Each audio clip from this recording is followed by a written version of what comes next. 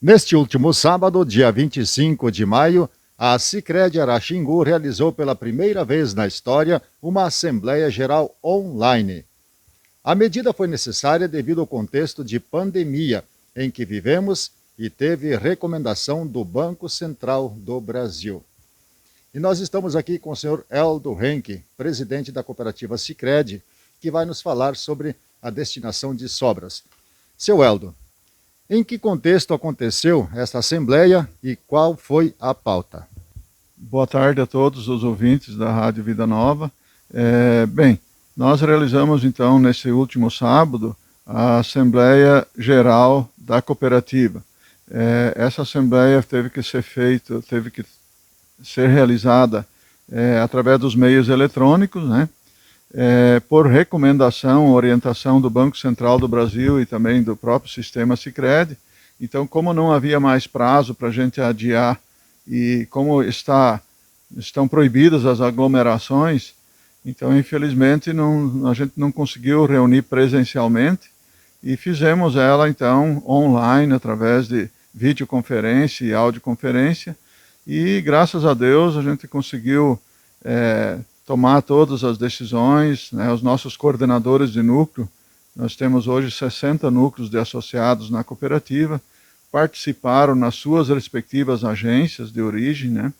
E a gente conseguiu então fazer essa assembleia de maneira bem tranquila, mesmo sendo à distância. Essa assembleia foi dividida em duas etapas. Nós tivemos a Assembleia Geral Extraordinária, né?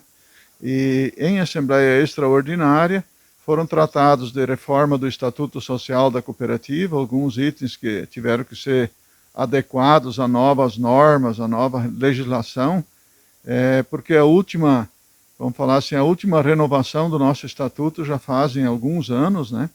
E muita coisa muda em termos de novas regras, novas legislações, então a gente teve que fazer algumas adequações e também adequações no próprio texto do Estatuto para facilitar a interpretação, o entendimento por parte dos nossos associados. Então, assim, foram vários itens que foram alterados, mas poucos itens, digamos assim, que mexem com a estrutura da cooperativa, que mexem com, vamos dizer assim, coisas mais relevantes, né? Então, foram poucas as alterações. Esse estatuto novo ele vai estar disponível, aliás, já está disponível no site da Sicredi Araxingu e também nas agências aí, se alguém precisar ou quiser ver, pode pedir também o novo estatuto impresso, né? E também nessa primeira etapa, ainda em Assembleia Geral Extraordinária, nós tratamos também da renovação dos documentos internos. O documento do Código Eleitoral, né, o novo Código Eleitoral, com algumas adequações também a novas legislações.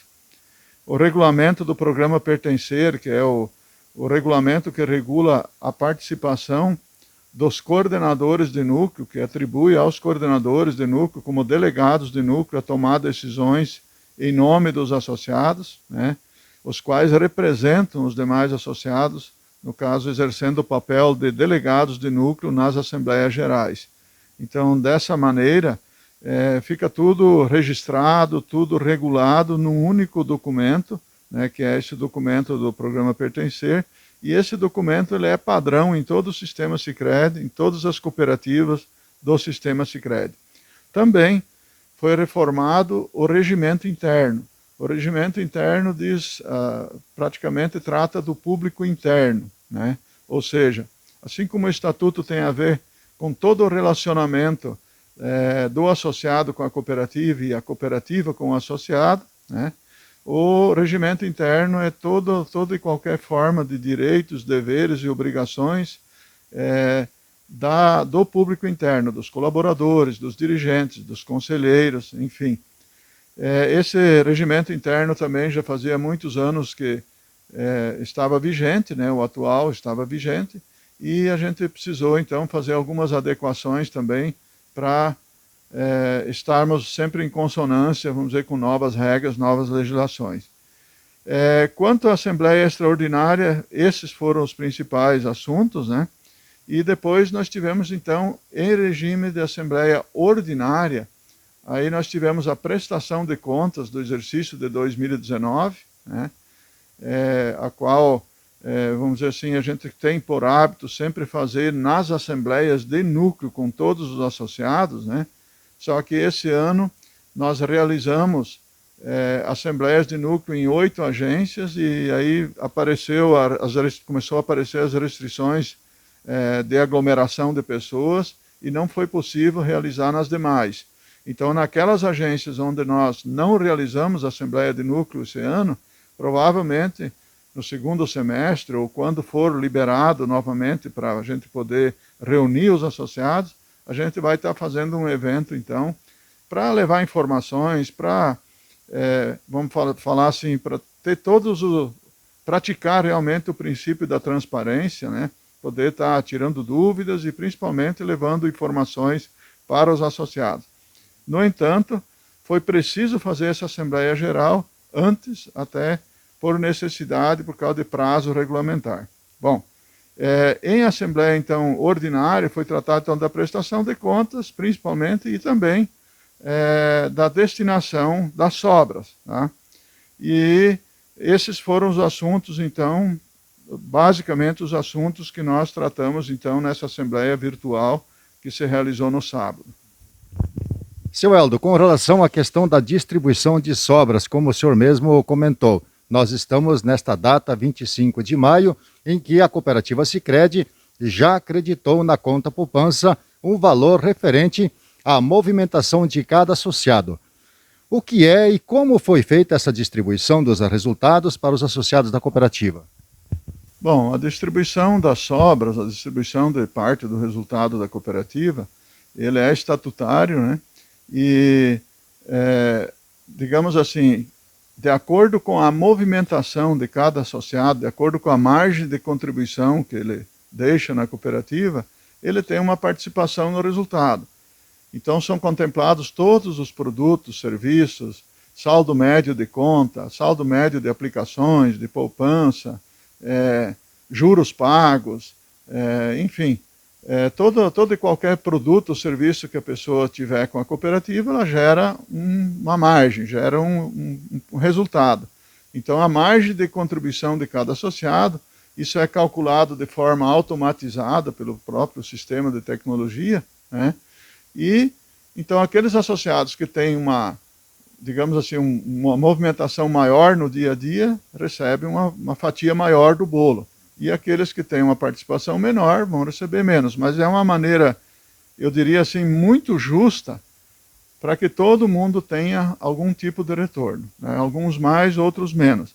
Então essa sobra, se tratando de sobras, nós tivemos no exercício de 2019, a cooperativa teve um resultado de R$ 73.734.311.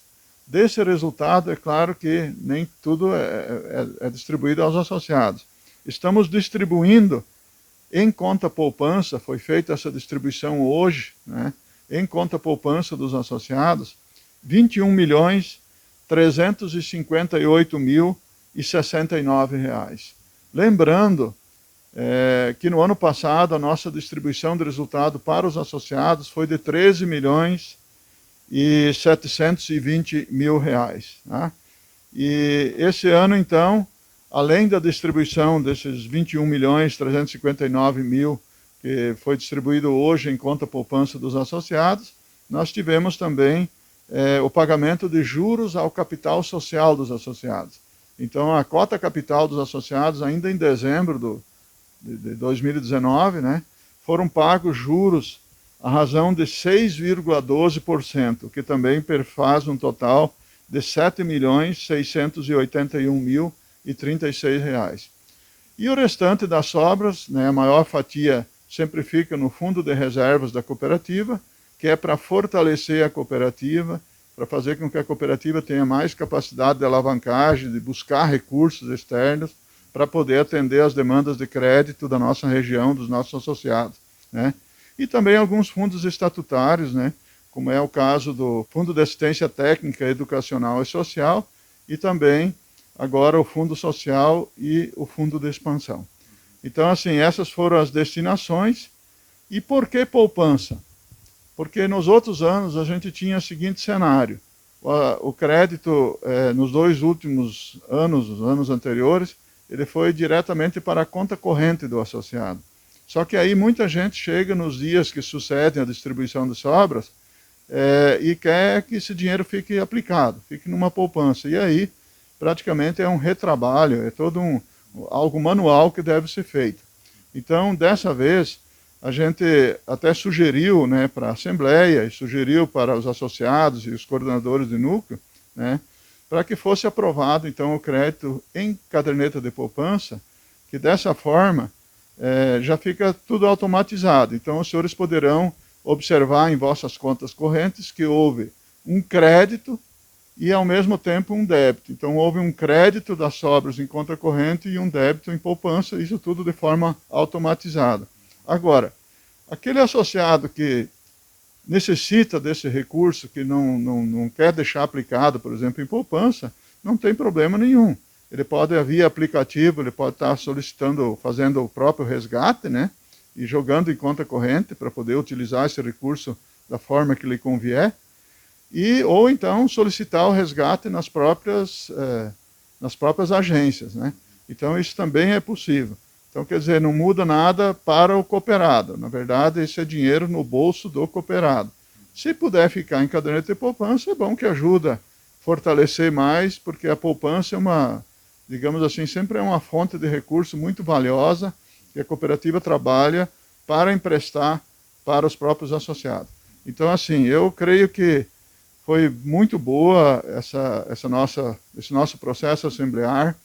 Com certeza, os coordenadores de núcleos que são eleitos pelos senhores, pelos associados, né, eles tomaram as melhores decisões, porque nós, enquanto cooperativa, nós sempre primamos pela total transparência para levar as informações da maneira mais clara, mais justa possível também para todos. Então, assim, nós estamos à disposição no dia a dia, caso alguém tenha alguma dúvida, pode estar procurando a sua agência ou até entrando em contato conosco aqui na sede, tá?